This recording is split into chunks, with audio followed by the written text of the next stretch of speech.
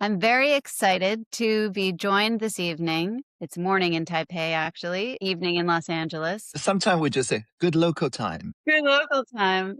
Okay, that's for a hopeful conversation about why international institutions need Taiwan. And it's a huge honor to be joined by Audrey Tang, who is Taiwan's cyber ambassador and first digital minister from 2016 to 2024, where I had the tremendous fortune of interviewing her for our film Invisible Nation. She's a pioneer of digital democracy and 2025 Right Livelihood Laureate. I'm also thrilled to be joined by Michael Fern, who's become a friend and is the cybercrime prosecutor and deputy district attorney, Los Angeles County, chair of the international law section of the Los Angeles County Bar Association, and author of the American Bar Association Resolution 700 supporting Taiwan's inclusion in global institutions. He actually made a very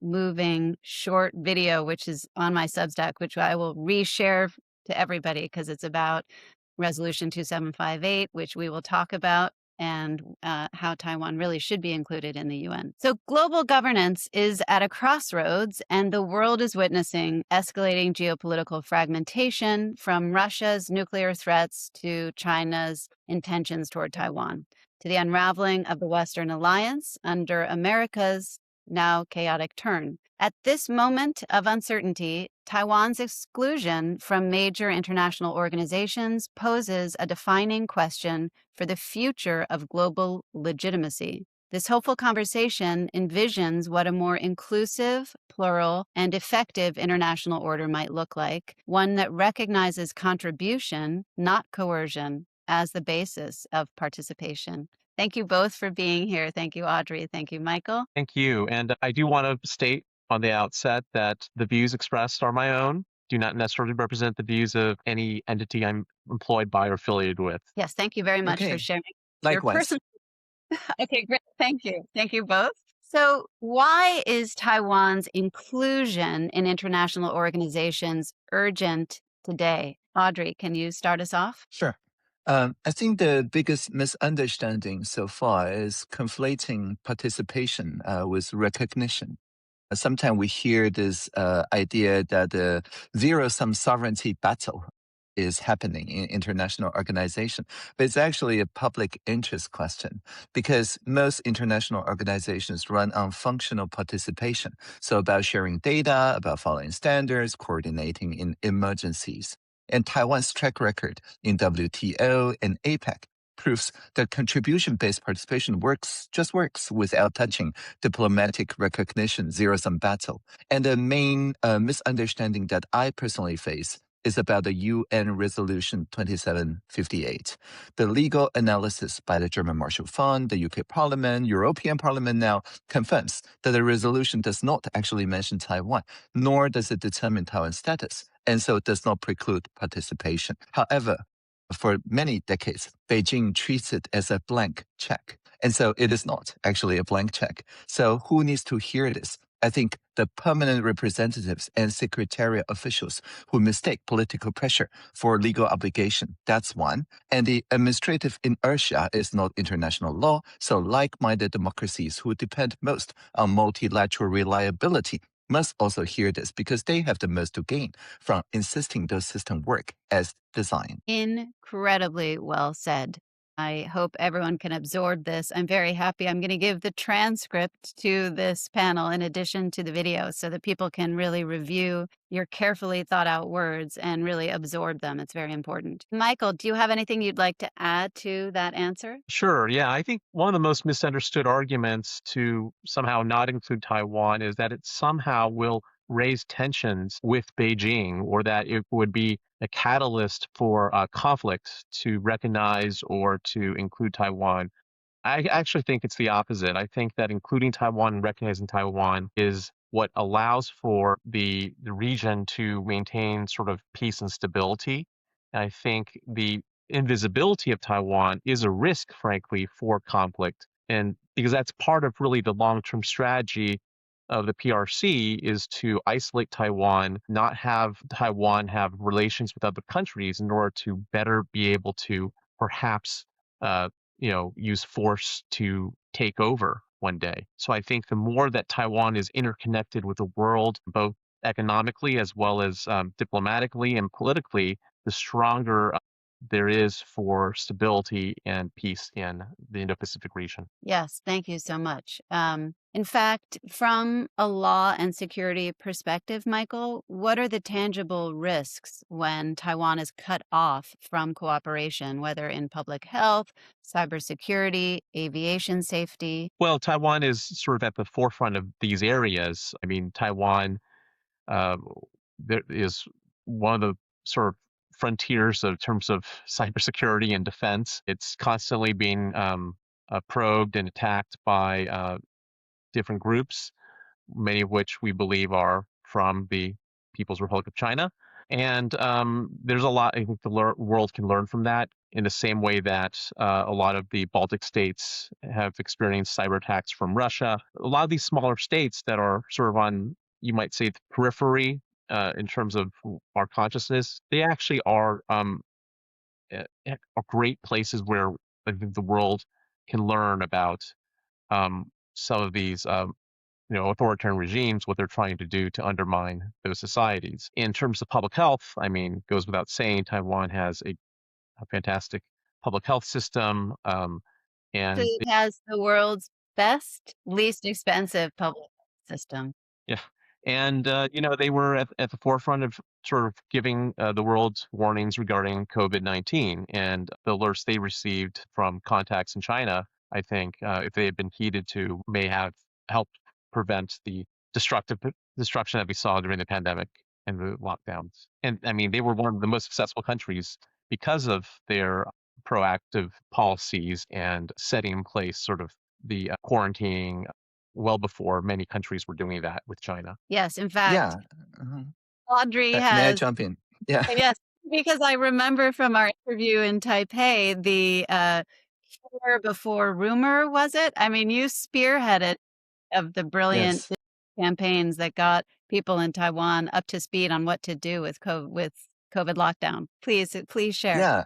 Humor over rumor. That was February 2020.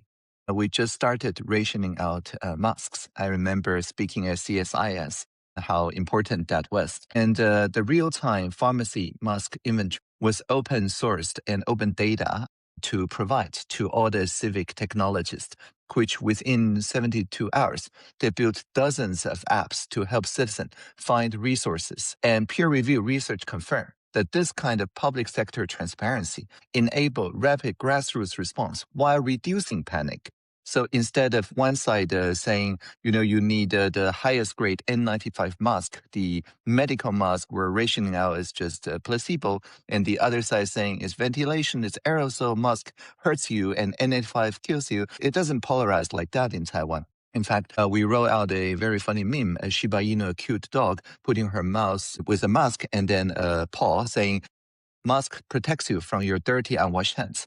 And so if you don't like wearing a mask, I like wearing a mask. I'm just reminding you to wash your hands. What's the big deal? And so that humor over rumor pre-bunked the tension and the polarization around mask use. And we also did the same around contact tracing, around vaccination, and so on. But the problem is that when WHO excludes Taiwan, these innovations stays siloed. These are not just experiment. It really worked at the time, right? We only lost 7 people in 2020 to COVID.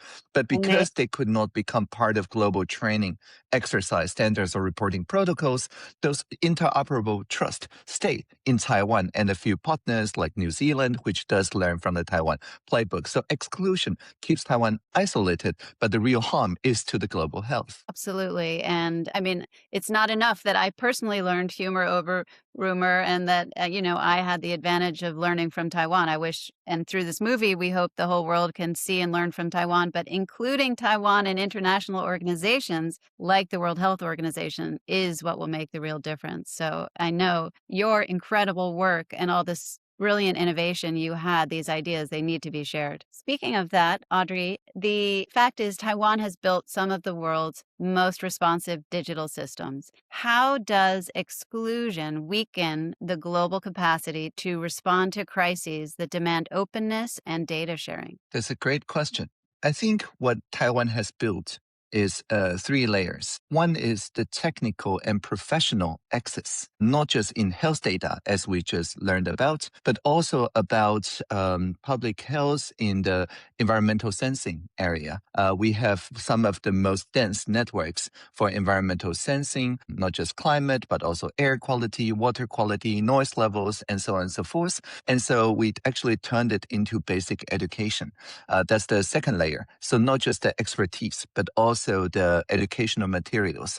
In 2019, we changed our curriculum from what's called the literacy, which is consuming information curriculum, to competency, which is producing information together curriculum. Because just the institutional fact check does not actually inoculate young minds from polarization and conspiracy theories, but going through the fact-checking process as a group, a peer-to-peer learning group, actually inoculates a young mind because they learn the art of pre-bunking. So that must also be included in the international curricula so that the people around the world can actually do social translation across their different cultures and also see through each other's eyes so they do not get polarized by out-of-context information manipulation. And finally, I think we also need the legal enforcements. Taiwan, for example, is the first country in the world in which that we have all spectrum digital signature requirement for online advertisement. So because of that, throughout the past year, we don't have any like deepfake scams ads anymore. If you scroll Facebook or if you scroll YouTube in Taiwan, you just don't see those, crypto investment ads and things like that. But because of this legal requirement, now we're seeing, for example, Japan looking to adopt the Taiwan model on all spectrum KYC and so on. So it's not just the civic competency. It is not just the expert consensus, but at some point, this kind of bottom-up protocol setting become national law. And we also need a way to interoperate this kind of law on the other nation's law level so that the criminal like cybercrime people do not just do arbitrage and go and register and post their advertisement to the most vulnerable nations. Wow. So we three spoke in advance about this question a little bit, and I know we are focused on Taiwan and we want to make sure Taiwan remains the focus of our conversation. However, since we're talking about international organizations and the international order in a sense, it feels like we can't ignore this recent speech delivered by Canada's Prime Minister Mark Carney that was describing this rupture in the international order, that we're no longer in a transition. And also, Chris Horton, a journalist with a new book about Taiwan called Ghost Nation, I've just also interviewed in a hopeful conversation, has a piece where he's arguing that this international order, which Mark Carney is poking holes in, has never actually served Taiwan. Can you speak to this question of where we are in the international order? I mean, in my opinion, if it were possible for countries like Canada and Taiwan, the smaller, medium-sized countries, to drive the international order, we would all be in a much better place. But I'm sure you both have good opinions and views. Audrey, would you like to go first? Sure. As you said, that Taiwan was never like really completely served by the rule-based international order. And so while, of course, Prime Minister Carney's speech resonates with many nations that depends on rules to maintain a level playing field, I think that so-called level playing field permitted 23.5 million people to be excluded from global agenda and let political pressure masquerade as institutional rule. That was part of the institutional rule. So the real question is, to me, what principles drive the reconfiguration? Because a reconfiguration is coming. If it is coercion setting the terms, that is regression. But if contribution, transparency, and interoperability become the participation threshold, then that could be evolution. So Taiwan's situation is actually a test case for whomever proposing a new international order. Then we do build systems where demonstrated competence earns a seat, yes or no. If yes, well, then it's a better order. If not, then it's not an evolution. And if it's a system where might makes right, well, that's maybe not the best direction. So the answer we give for Taiwan tells us the direction global governance is heading. Beautifully said. That's so beautifully said. Michael, would you like to add to that? Sure. I mean, to some degree, I kind of actually lean towards what Chris Horton has written. I thought this piece really spot on in terms of explaining that when we talk about the sort of international order, we're talking about an order where Taiwan is excluded. What's ironic about that, of course, as we know, is that Taiwan, at least when it was the as the ROC, was one of the founders of the UN in 1946, and but at the time was an authoritarian state based in China until it was driven to Taiwan in exclusively in 1949. So when we talk about the international order, I think there's sort of this idealized version that Carney has talked about, but in truth, I think it's really been sort of what you might call a post-war order that was created by the victors of World War II, including authoritarian states. So it's been an imperfect system from the very beginning. And so power politics, in this sense, has kind of always played a role in shaping that. And the US really has been at the forefront as sort of, the so-called global hegemon. And for many years, I thought was very supportive of many of the good things about having peace and security and global trade and support to varying degrees of human rights. My concern today is that we are, at least under the current administration, sliding back from that. And I'm hoping that's not a permanent situation, but I guess we'll see. Yes, we'll see. Audrey, you have this brilliant concept of plurality that suggests democracy thrives on inclusive systems. What would a modern plural global architecture look like if it were designed today? And I have to say, your words already are giving me hope. I mean, I agree with what both of you are saying, and Michael, what you added, and it's so upsetting. It is such a regression to think that this world could just be based on might makes right. We know that's wrong. We know violence is wrong. We know endless war is not what we want. And there are these leading light democracies in the world like Taiwan. And if they could only be allowed to help everyone understand the way forward. And I think we can learn so much from you. So please share, Audrey, what is it in your concept of plurality that would lead us to a better global order? Yeah. Plurality fundamentally is about community by design. Instead of technology that pulls people out of communities into some like social media, global space for polarization and engagement through enragement, plurality turns this back so that we see the conflicts within and across communities, not as volcano to flee from, but rather as geothermal energy to tap into co-creation. So that's plurality. And Taiwan, being the youngest tectonic island, only 4 million years old on Earth. Of course, we know something about earthquakes and how earthquake turns Taiwan skyward half a centimeter every year. And so the plurality governance model is what me and my colleague Caroline Green have been developing at the University of Oxford.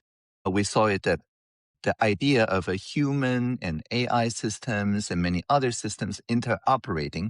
So we call it six-pack of care. The framework is as sixpack.care. So imagine global governance, including AI agents and humans, not as a hierarchy with gatekeepers in each level, but rather as an ecosystem with many local guardians, what Japanese tradition called a kami or a local spirit. So a river's kami has no ambition to manage the forest. Its purpose is fulfilled by ensuring that the river thrives. And the forest kami does the same for its domain. And they interoperate through shared protocols, not central command. And so with this, three design principles flow. One is composability. Do not lock participation to a single recognition status. Break it into layers. As I mentioned, data sharing, standard setting, joint exercises, making sure there's mutual recognition on capacity building, like the competence training and so on. So let entities participate where they contribute. Second, verifiability. The claims and the risk reports should be auditable. Reduce the space for rumor and political manipulation. And third, interoperable trust.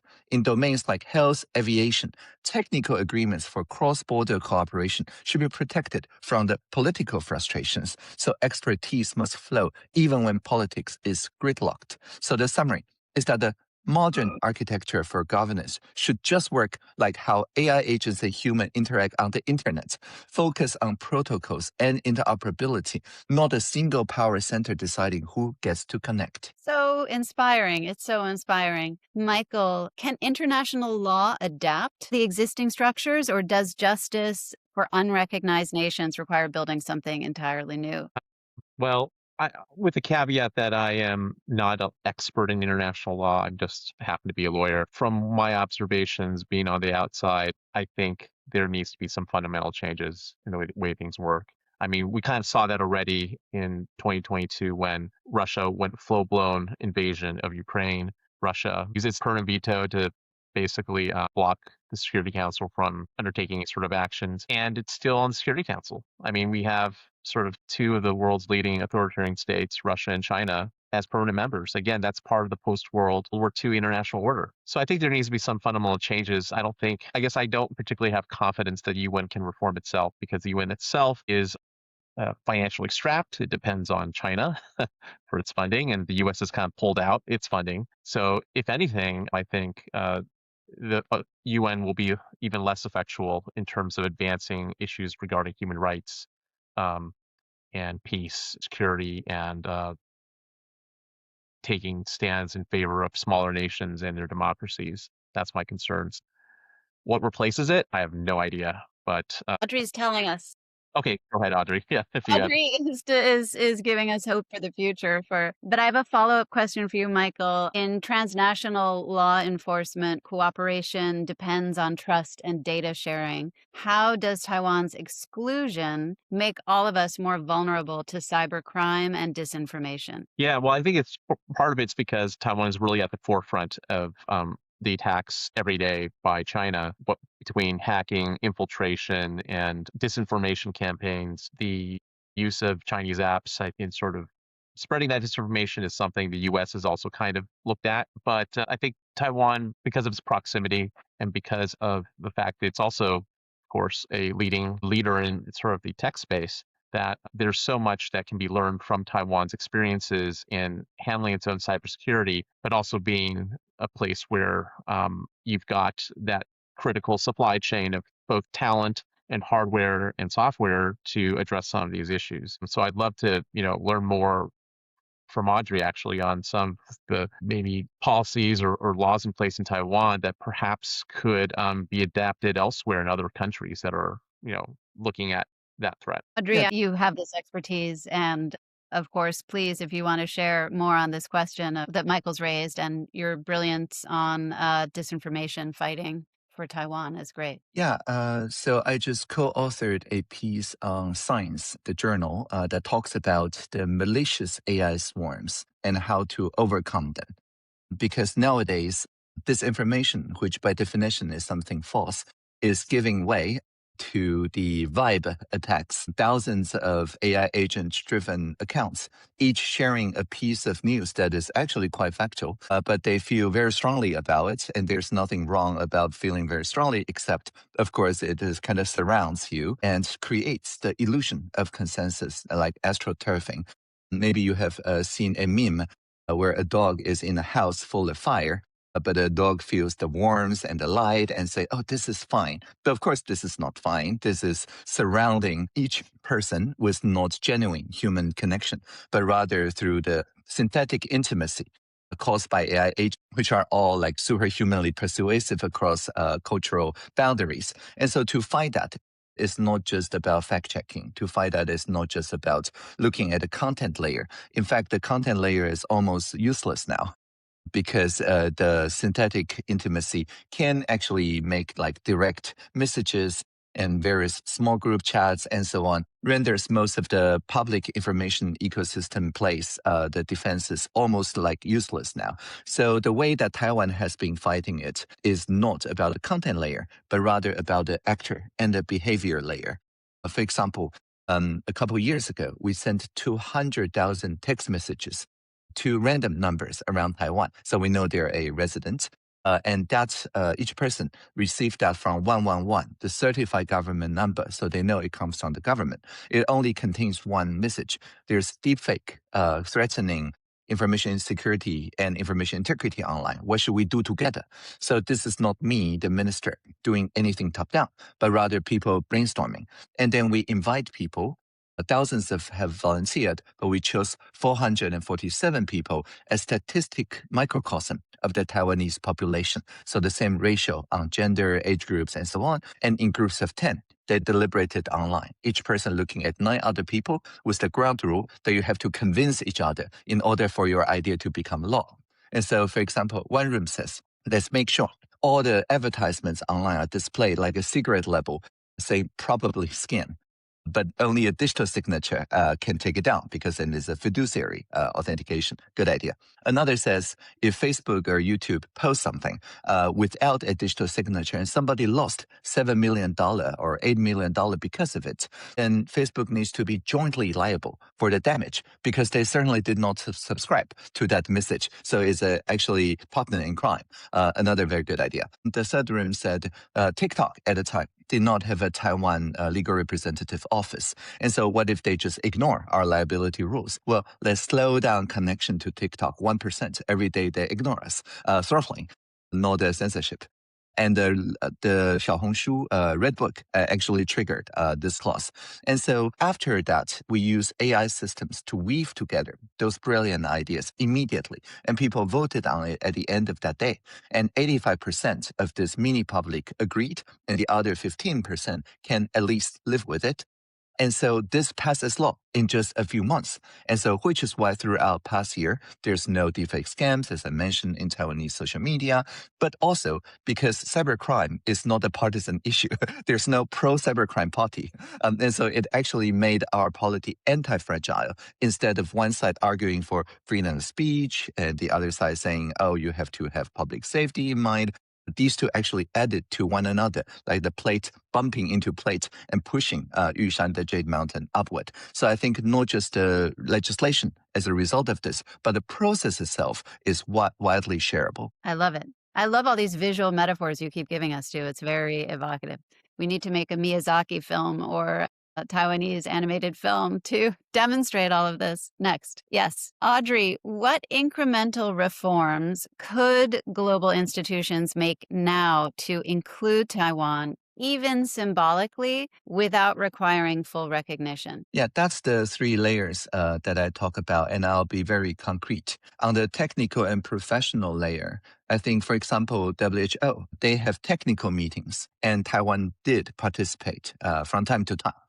But we should expand and stabilize those participation. And WHO itself actually acknowledges Taiwan's expert involvement. So we just make it systematic, not case by case. That goes a long way. And on the standards layer, for example, the Taipei FIR served over, I think, 0.85 million flights pre-pandemic.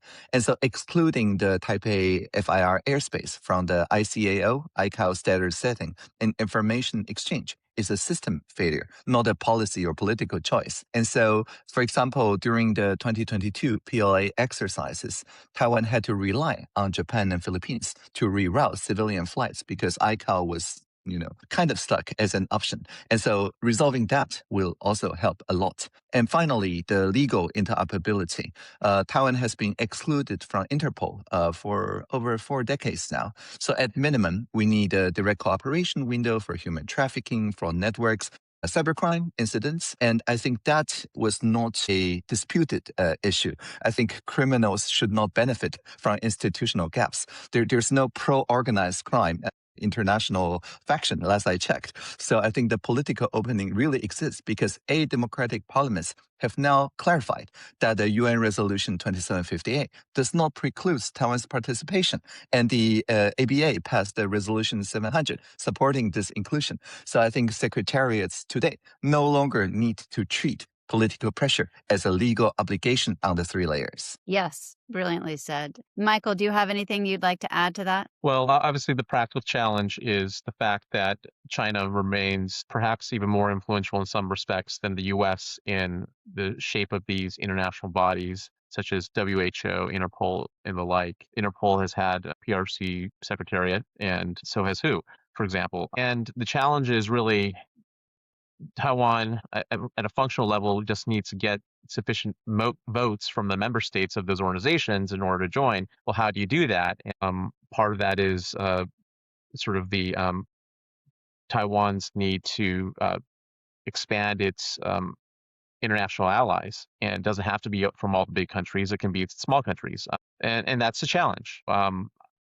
I think it is still a political problem. Obviously, it's an easy technical solution, but right now it's still a political problem. And as Audrey points out, the current band-aid is relying upon friendly nations like Japan, Philippines, United States to sort of convey Taiwanese expertise to the international community, or to get information from Interpol to assist the international community. So that's kind of the status quo right now. And question is, how does Taiwan build up the international support it needs to get the votes needed to be able to at least appear as an observer? I seem to recall, Audrey, that there may be a digital solution to this that you came up with in terms of diplomacy and the countries that support Taiwan. Can you speak a little about that? Well, definitely. You're perhaps referring to my 2017 participation to the UN IGF process in Geneva through telepresence. And of course, actually, the gatekeeping was just at the entry level of literally the door. And last I checked, robots do not need a passport to enter. And so a robot enters, and then I attach to the robot, and they become, I guess, not representing me, like literally having my face on the robot. And I think that marks the first time that a PRC envoy and a Taiwanese minister spoke in the same meeting, both on the record. And that became kind of a precedent. So I've been able to engage many UN meetings this way.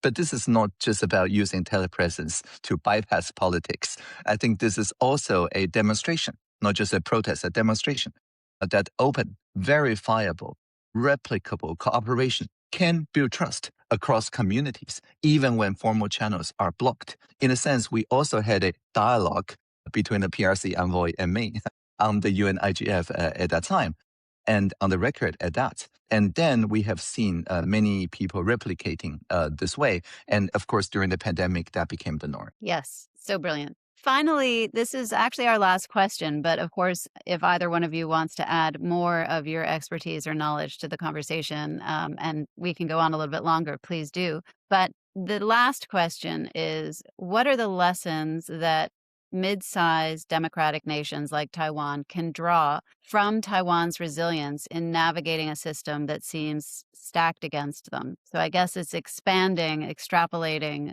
all that Taiwan can share so that others can learn. But maybe it would also be beneficial for building this new sort of international system that we hope to see. Okay. Audrey, Uh, yes. So again, three very simple lessons. First, treat transparency as a security strategic infrastructure, like cognitive security. Transparency is not a moral posture. It is a foundation for societal cohesion amid the information manipulation and malicious AI swarms. When the government is radically open, it became much harder for malign actors to fill information vacuum. So that's first. Second, treat civil society organizations as partners, not onlookers. The civic tech people, such as GovZero, they're not being mobilized by a minister. They are co-creators of policy. And this relationship multiplies state capacity without expanding state overreach or state power. And third, when recognition is blocked, we can make contribution undeniable. As we have seen, Taiwan has made an indispensable contribution in semiconductor, in democratic innovation, crisis response, and so on, so that the exclusion visibly weakens the system that practices. And so the point here, again, is not that Taiwan needs recognition, but rather Taiwan has become so indispensable that the international order, the international system needs Taiwan in order to maintain its anti-fragility. Yes. Yes. So well said. Michael, please share what you have to Sure. add.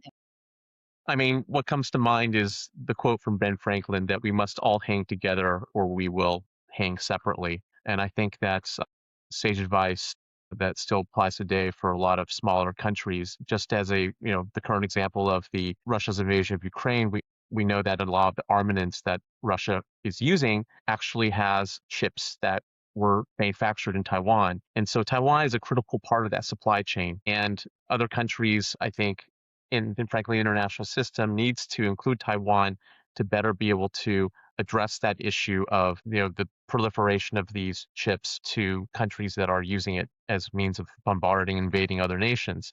But Michael, question there, just for people to understand, Taiwan is not supporting Russia's invasion of Ukraine. That Yeah, fact that the chips part of the supply chain is separate from China is actually supporting Russia's invasion of Ukraine. right, right. It's not that Taiwan is, in fact, Taiwan is in support of Ukraine, Yeah. but rather the Taiwan being the sort of center for semiconductor manufacturing. A lot of the chips that it manufactures ends up in the hands of probably China based companies that are then repackaging them and then supplying them in the manufacture of weapons used by Russia. I mean, US companies as well are part of that supply chain, unfortunately. US chips have also been found in these devices. So we live in an interconnected world, and I think it makes sense that if we're going to try to address these problems of both cybercrime, which is the international of bombs being created with components that are sourced worldwide, that Taiwan needs to be a big piece of that because of how critical it is. Again, with regard to smaller countries, I think every country has some core competency that uh, like that other nations have interest in. Although Greenland's not a country, Greenland is a source of rare earths, for example. And another country I can think of that is sort of in Taiwan's situation, like Estonia, right, bordering Russia, perhaps next to be invaded, and also a very digitally sophisticated country. I mean, these are the countries that I think should have a natural affinity with Taiwan, and I think there is this maybe room for an alliance with smaller countries that are under threat of invasion by authoritarian states. Yes, and I keep thinking about the UK. I mean, there's so many powerful countries that happen to be small and can have a big outsized influence on the world, and it would be to the world's benefit to have greater impact and influence from Taiwan. It's such a basic idea, and Audrey, has you've given us so much hope for what could be in a world where Taiwan was given the place it deserves and international institutions understood they need Taiwan. Do you have any concluding thoughts you'd like to add? Yeah. Yeah, my main message, I think, is Taiwan is not the problem.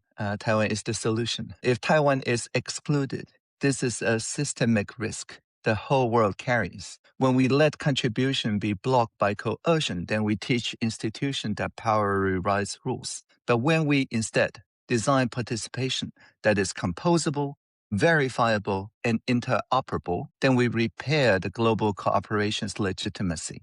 So our next generation should not inherit a global order fractured by fear. It deserves a commonwealth that works in a plural world. After all, no democracy is an island, not even Taiwan. So let's free the future together. Yes, that's so beautiful. That's a perfect way to end. I'm so grateful for your time.